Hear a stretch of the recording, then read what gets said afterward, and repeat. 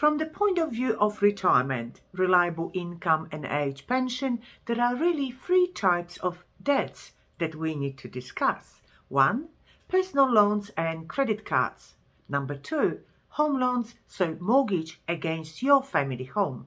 And number three, investment loans, so loans against the investment property or another types of investment scheme.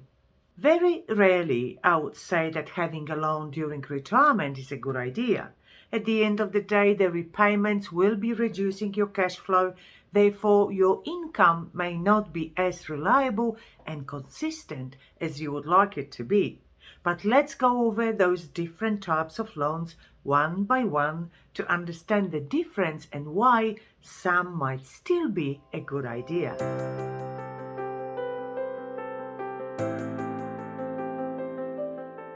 My name is Catherine Nisbrand from About Retirement. I'm certified financial planner and you are watching About Retirement TV, the place that provides you with all the information that you need if you are getting ready to retire in a few years or if you have already retired and would like to improve your financial position, your income, your assets and your government benefits.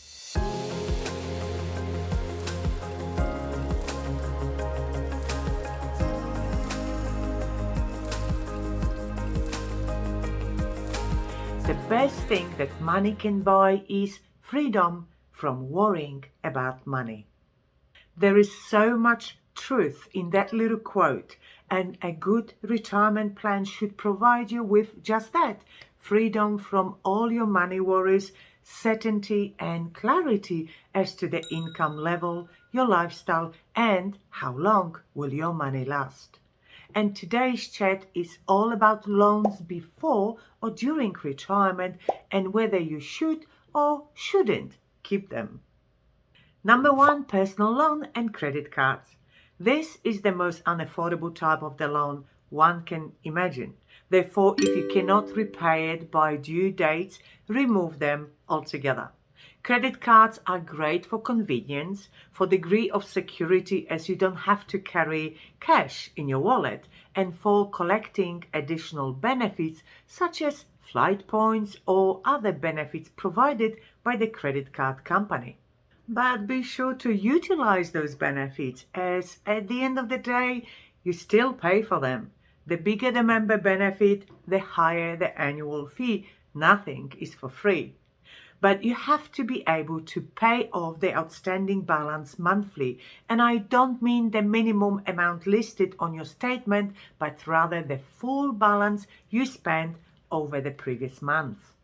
So if you don't have sufficient cash balance or income to cover such a bill, do not use credit cards as this will become a huge trap for you with the highest interest rate payable out of any type of loans that we have.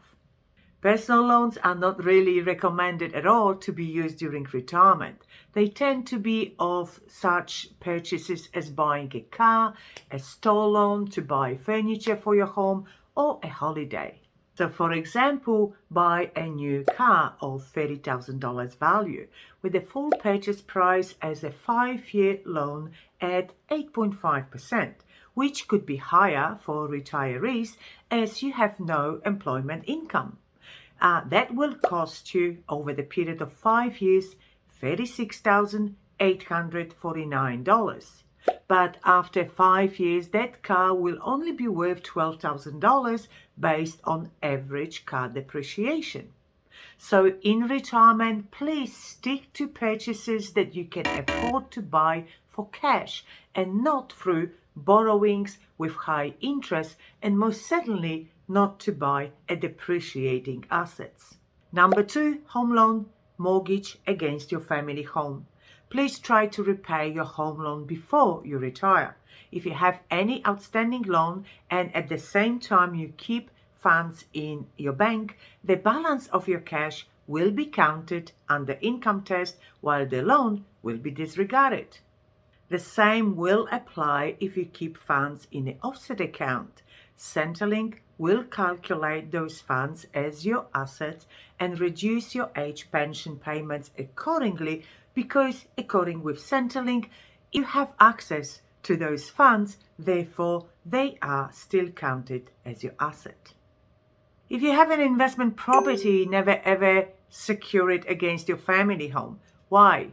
Well, the value of the property will be counted under asset test, but the value of the mortgage will be disregarded.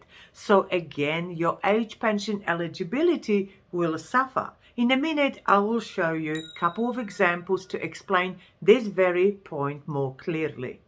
So what can be done to improve the situation if you have home loan outstanding? Well, number one, you can pay it off with the cash that you keep in a bank account. Number two, you can use part of your superannuation to pay off your loan. And number three, sell your family home and downsize. This could work wonders for your retirement as your level of your income, age pension, and overall financial security could improve. I have created a video explaining the downsizer contributions in more details and how this could help you. Number three, investment loans. If you have an investment property, any loan you have should be against that property. I see this so very often when an investment property was purchased, but the loan has been secured against the family home. As I said before, this is terrible planning because, number one, Centrelink will calculate the full value of your investment property.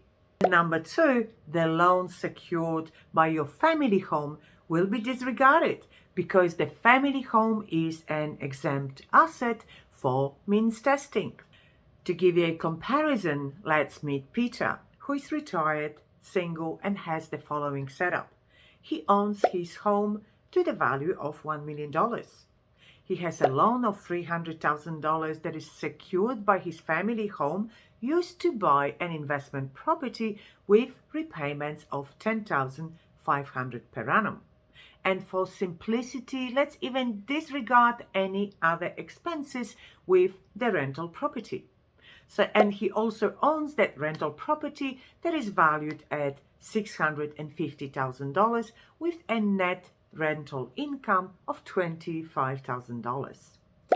As the outcome of this setup, Peter's income is $25,000 less $10,500 repayments. Therefore, his net income is $14,500, and he is not eligible for any age pension based on asset test. And now let's meet Stephen, who is in exactly the same situation, but their loan is secured by investment property and not the family home. Stephen's income consists of $14,500 of rental income plus $19,477 of age pension. That's because under asset test, the property value is being reduced by the value of investment loan. Therefore, Stephen's total income is $33,977. This might not be a fortune, but most certainly one can live on that level of income much more comfortably. So as you can see, a very similar situation, you might say, but to completely different outcomes, with Peter below their income poverty line and Stephen being, well, quite comfortable and enjoying his retirement. So we might say that Stephen's debt would be one of the very few examples when having a debt is justifiable, as otherwise he would not be eligible for age pension under asset test. His overall income would have been still higher than Peter's, but still lower than in the current scenario described, even with the loan running. And this is a very simple example of how Specialist Retirement Planner can assist and reshuffle your assets so you can access the highest benefit from age pension or other government benefits, as well as setting up your savings with income certainty and security. I hope you found this video helpful. If you have a question or a comment, please list it below my video. Also, visit my website about retirement.com.au. My website is fully devoted to the issue of retirement, and when you are there, please don't forget to sign up to my newsletter. And please like this video and subscribe to my channel, never to miss my next video. And now my further video recommendation. First one, previously mentioned downsizer contribution to super and how this could help you to improve your retirement. The second recommended video for today is the list of videos retirement planning superannuation strategy, starting with which type of super is the best for me. I will see you in my next video. Bye.